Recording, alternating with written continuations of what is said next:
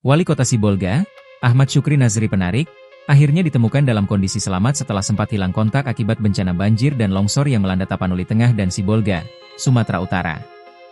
Ia dapat dijangkau pada Kamis, 28 November 2025, setelah bertahan di jalur yang tertutup material longsor sejak Selasa, 25 November 2025. Syukri diketahui bisa keluar dari wilayah terisolasi dengan berjalan kaki selama 4 hari. Kepastian keselamatannya disampaikan langsung oleh Badan Nasional Penanggulangan Bencana, BNPB.